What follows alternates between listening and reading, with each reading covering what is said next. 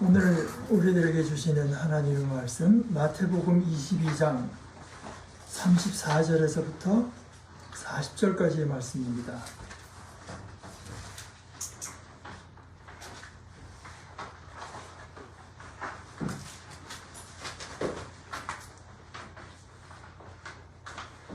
바리새파 사람들이 예수가 사두개파 사람들의 말문을 막아버리셨다는 소문을 듣고 한자리에 모였다.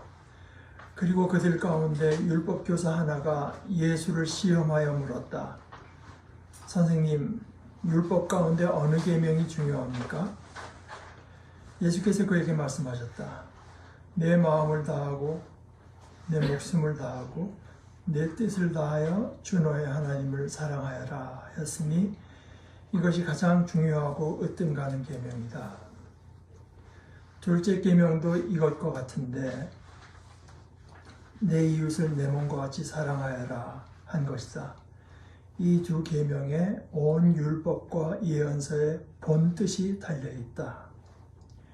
하나님의 말씀입니다. 하나님 감사합니다.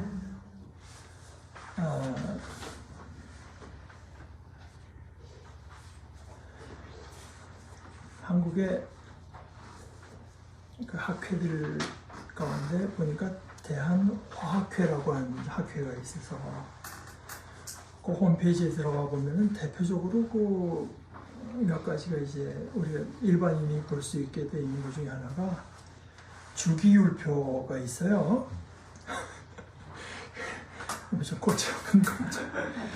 이 주기율표도 보니까 이제 표준 주기율표가 있고, 그다음에 동위원소 주기율표가 있고, 뭐 그럴 때 또 옆에 또 보니까 뭐 그 주기율표에 이제 여러 원소들이 있지 않습니까? 수소, 헬리움, 어쩌고저쩌고 이제 3번이 뭔지 아세요?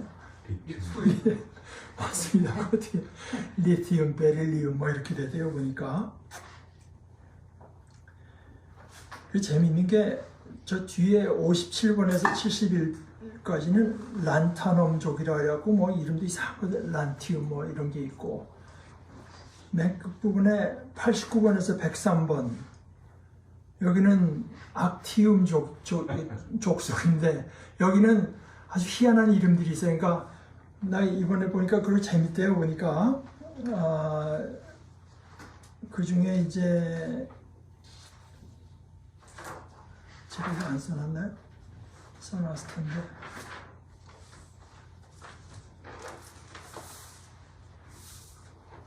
여기 있네요. 92번이 이제 우리가 잘 알고 있는 우라늄입니다. 뭐 93번은 넵튜니움, 94번이 플루토니움, 우리가 많이 듣는 거죠. 95번이 아메리시움이에요. 뭐 미국하고랑 뭐 관계 있는 것 같아요. 96번은 아마 이게 큐리 부인하고 관계, 큐리움이라고 하고, 그다음에 이제 97번 아마 이 버클리 대학이랑 관계인지 버클리움, 98번은 캘리포니움, 뭐 이상해. 99번은 아인슈타니움, 뭐 이렇게 돼 있대요 보니까. 100번은 아마 페르미움, 그다음에 그 주기율표 하면 제일 유명한 사람, 제가 알기로는 멘델레프라는 사람이 101번이 멘델레비움, 102번이 노벨리움, 그 다음에 103번은 로렌시움, 뭐 로렌스랑 관계 있는 모양입니다. 근데 이제 그 중에 20개가 그 전형적인 원소가 있대요. 그리고 뭐 또 10개의 전위 원소라고 하는데 뭐 그런 걸 제가 자세히 보려고 한 것이 아니라 제가 그런 생각이 들었어요. 이 우주라고 하는 게 이번에 상상도 할 수 없이 크고, 이번에 제임스 웹이 또 새로 촬영하면 우리가 보던 것보다 더 많은 게 보일지도 모르겠는데 엄청나다는 말로도 뭐 상상하기 어려울 정도의 규모라고 하는 것이 점점 드러나는데, 근데 이 아인슈타인이라는 사람이 그런 말을 했습니다. 자기가 여러 가지 그 평생을 살면서 도저히 이해 안 되는 것이 그 중에 하나가 뭐냐 하면은 저 몇 억 광년 떨어진 데서 일어나는 일을 내 머리로 짐작할 수가 있다, 이해할 수가 있다. 이 연결성이 있다. 참 그게 도저히 이해가, 저기는 나에겐 전혀 미지로 남아있을 수도 있고 전혀 다른 시스템이라 그럴 수도 있는데 이거 뭔가 통해 있다고 하는 것이 그게 자기는 잘 이해할 수가 없다. 그랬다는데 제 관심은, 그래서 그때 여기 텔레비에 나오던 그 미국 친구가 요즘에 조금 아는 친구들은 질문을 던지고 할 때 뭐 쿠오라 뭐 거기다가 이제 한번 누가 대답해주고 하는 그런 게 있다고 해서 보니까 이 원소 있잖아요. 원소 우리 100몇 개가 밝혀져 있는데 그 중에 이제 원소라고 저도 이번 지난주에 공부한 거 원소 번호가 그게 이제 양성자수고, 같은 양성자수 원소가 같더라도 거의 중성자수에 따라서 이제 동위원 같은 위치가 같은 이제 위상이 같은 동위 원소가 이제 중성자수에 따라 달라질 수 있으니까 뭐 몇백 개 더 될지 모르죠.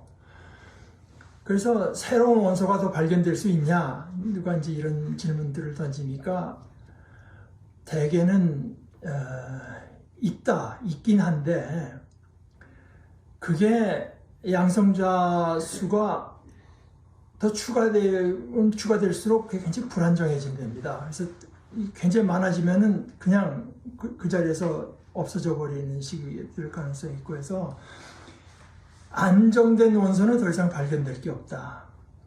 그리고 지금 하나지 이게 반쪽짜리도 있을 수가 없기 때문에 안정된 원소는 발견될 수가 없다. 근데 그 중에서도 어떤 친구가 말한 거 보니까 우주가 처음 생길 때 지금 과학자들의 생각으로는 수소하고 2번 헬리움 정도가 있고 나중에 뭐 리튬, 이 세 개가 서로 이렇게 반응하고 결합하고 뭐 어떻게 하면서 다른 원소가 이제 생겨난 것 같다는 거예요. 참 이 어마어마한 우주가 고작 세 개의 원소로 그 상호작용과 거기에서 일어나는 일로 이루어져 있다. 이게 참 저는 신기하다는 생각이 듭니다.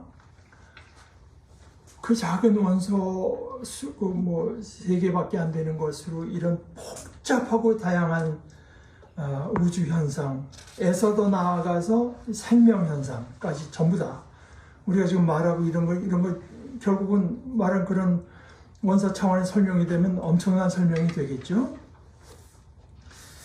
이제 그런 생각이 들었습니다.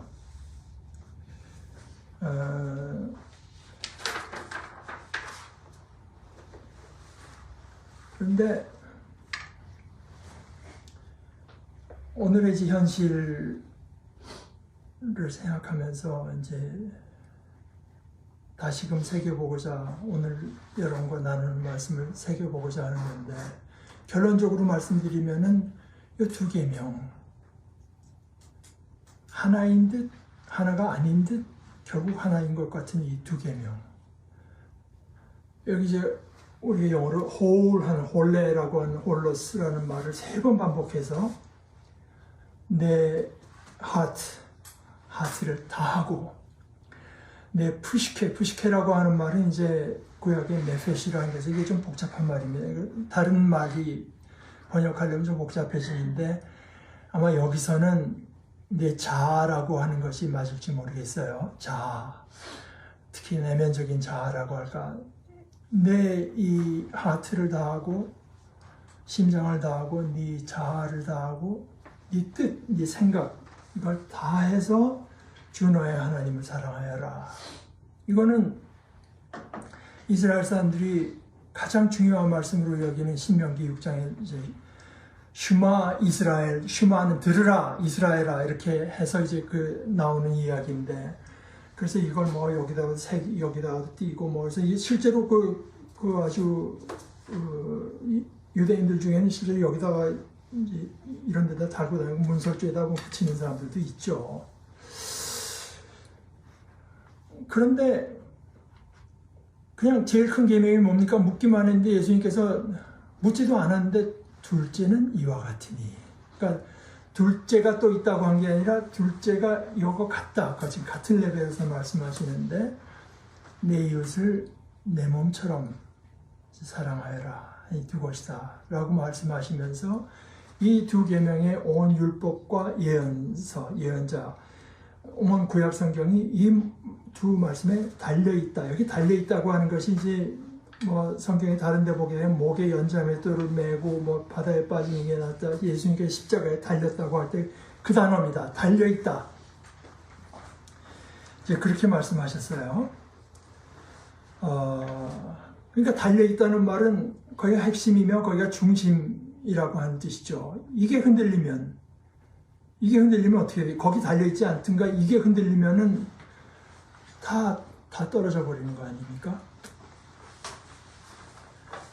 그가 세계의 원소로 됐다고 하는 것과 이렇게 많은 말씀 가운데에서도 그 다른 말씀들의 핵을 이루는 두 가지 계명입니다. 이 두 가지 계명이 어떤 처지에 따라서, 형편에 따라서, 상황에 따라서, 관계에 따라서, 개개인의 성향에 따라서 말할 수 없이 다양하고 복잡한 현상들을 만들어낸다. 이 두 계명이 지켜지면 말할 수 없이 다양하고 복잡한 생명 현상들을 만들어내는 거죠. 생명 현상들. 그게 참 놀랍지 않습니까? 어떻게 생각하면 나라의 헌법하고도 통하는 것 같아요.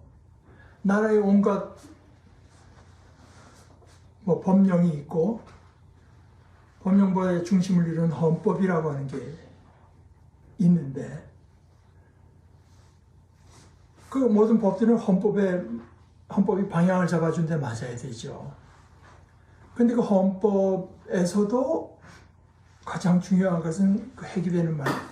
우리 이 나라는 대한민국 민주공화국이고 모든 주권이 시민들, 국민들에게 있고 모든 권력은 국민으로부터 나온다.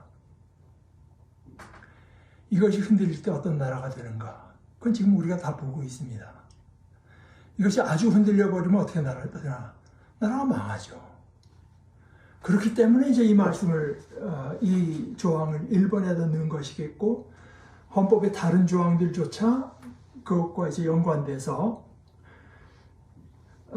말이 다 정해지겠습니까? 다른 내용들도 이 정신에 맞춰서 해석을 해야 되겠죠. 또 다른 모든 법령들도 그 정신에 맞춰서 해석되어야 되지 않겠습니까? 이것이 잘못되게 되면 흔들리죠.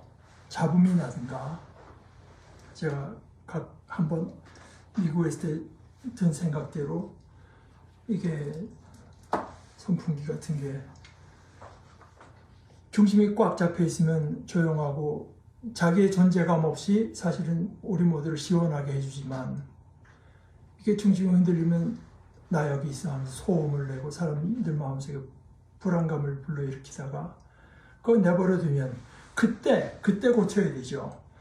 이걸 제일 좋기는 그렇게 되기도 전에 안전점검을 해서 이제 하면 제일 좋지만 소리가 날 때라도 고치지 않으면 마침내는 흉기가 돼서 떨어져서 수없는 이제 불행한 일들을 일으키게 되는 그런 거 아니겠습니까?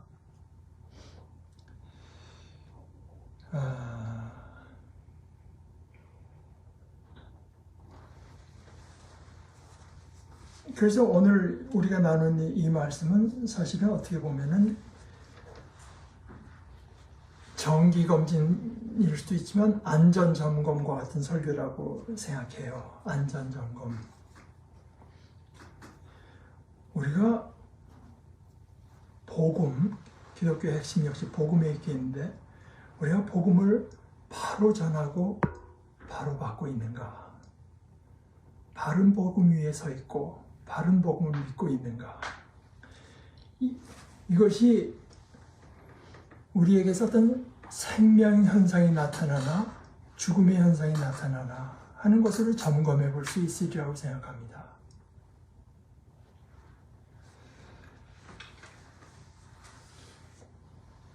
예수님께서 묻지도 않은 바리새인에게 둘째 계명은 이와 같으니 라고 하면서 두 계명을 하나로 묶어놨는데,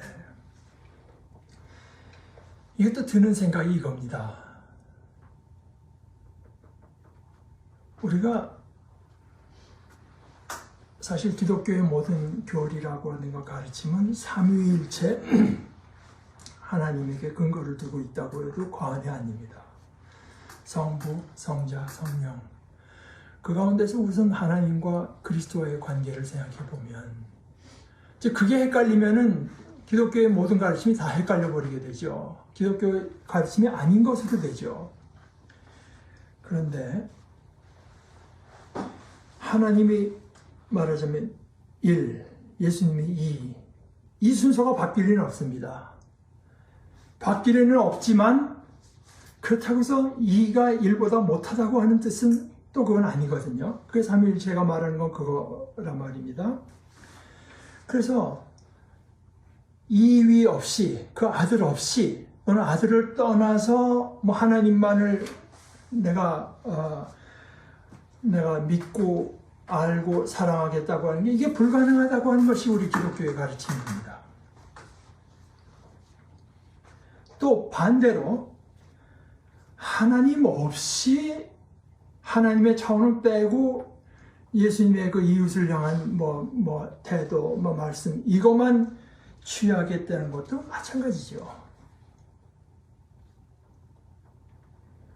어떤 경우건 간에 1과 2를 떼어놔서 마치 하나처럼 붙들고 있지 않으면, 이거는 가장 중요한 포인트를 놓치는 것이고, 하나님에 대해서 또 예수님에 대해서 결국은 오해할 수밖에 없다. 이것이 이제 우리가 믿는 거라서, 예수님께서 가장 크고 첫째가는 이제 프로토스라 둘째는 듀테로 이렇게 해서 첫째가는 계명은 그렇고 둘째가는 계명은 그렇다고 했지만, 둘째가 첫째보다 조금 더 덜 중요하다고 하는 뜻은 아니, 순서는 그렇지만 이 없이 1만 추구하는 것도 불가능하고, 하나님을 온 마음으로 사랑하지 않으면서 이웃을 내 몸과 같이 사랑하겠다고 하는 것도, 그것도 불가능한 이야기다.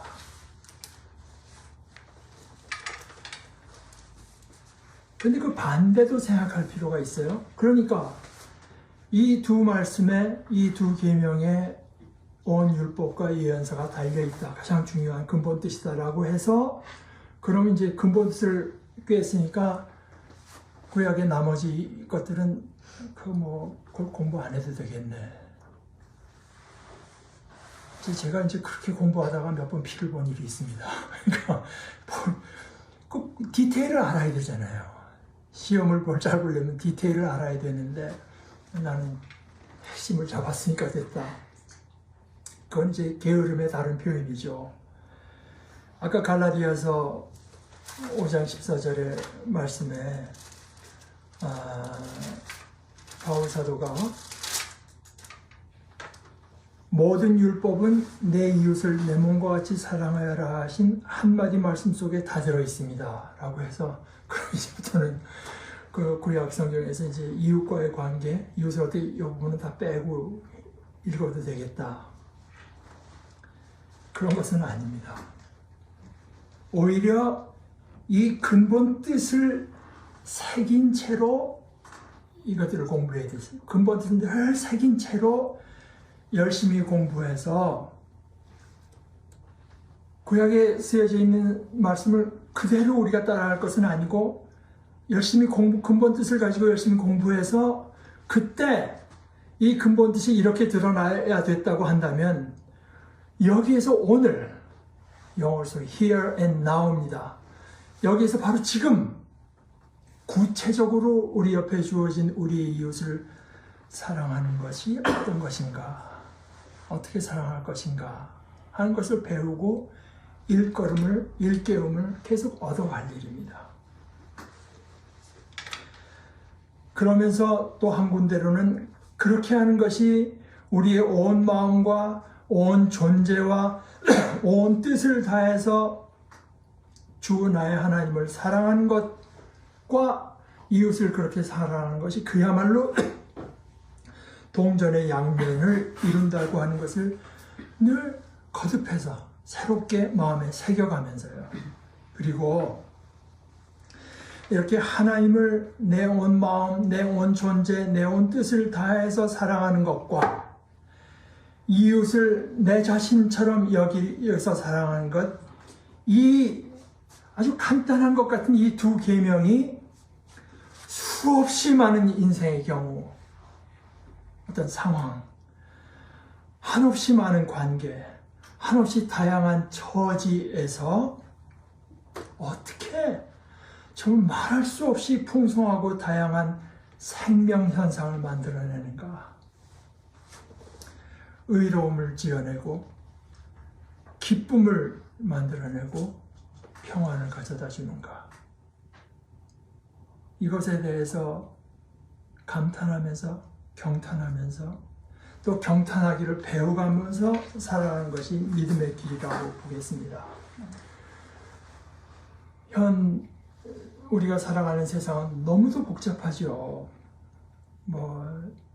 집단적으로도 이곳저곳에서 정치의 시즌이 되면 이 후보는 이렇고 저 후보는 저렇고 이 정책은 어떻고 저 정책은 어떻고 이 제도는 이런 장점이 있고 단점이 있고 저 제도는 온갖 것을 이제 열거하면서 우리를 혼란스럽게 할 때도 최소한 우리의 마음속에는 우리의 마음에 붙들고 있을 가장 큰 대원칙이 이 두 가지입니다.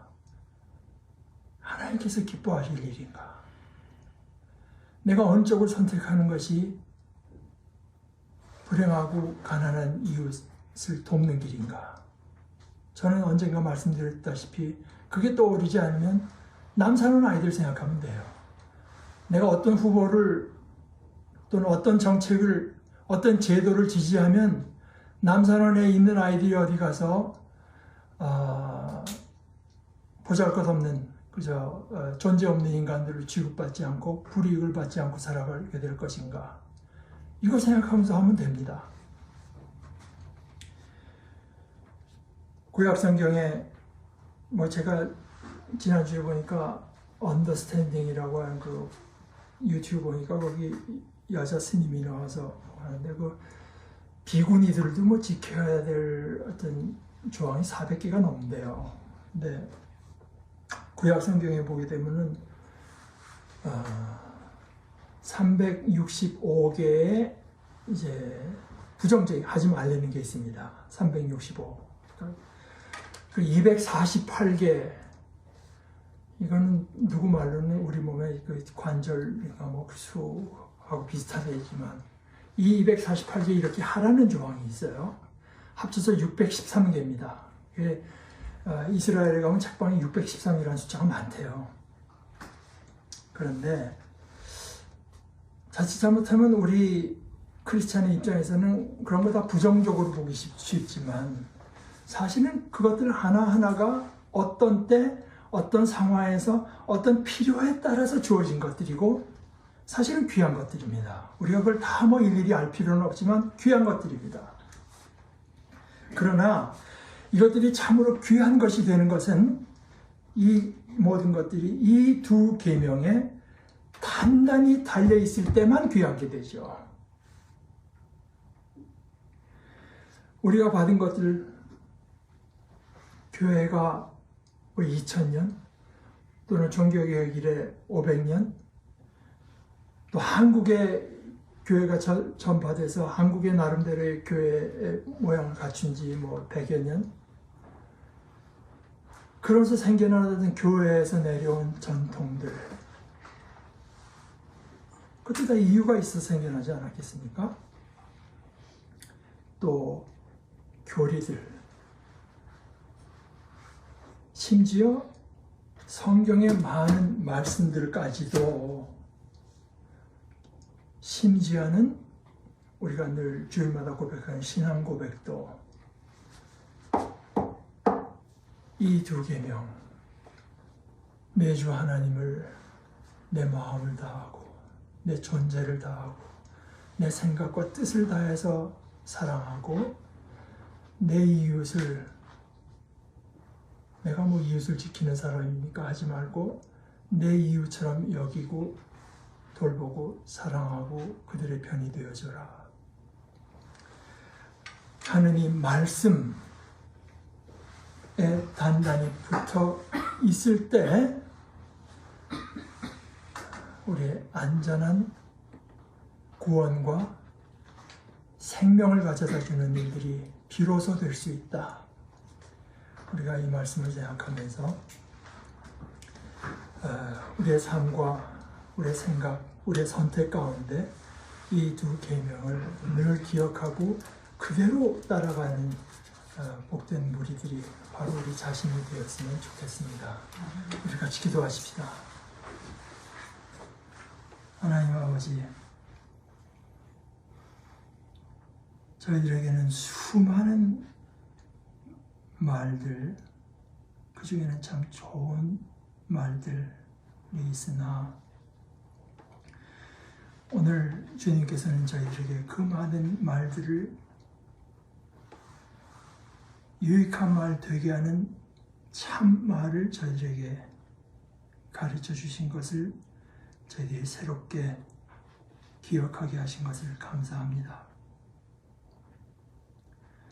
저희들이 두 계명을 복된 것으로 여기고 저희들의 중심으로 잡고 복된 삶을 살아가는 복된 존재들이 다 되도록 주님 저희를 불쌍히 여기주시고 붙들어 주시옵소서.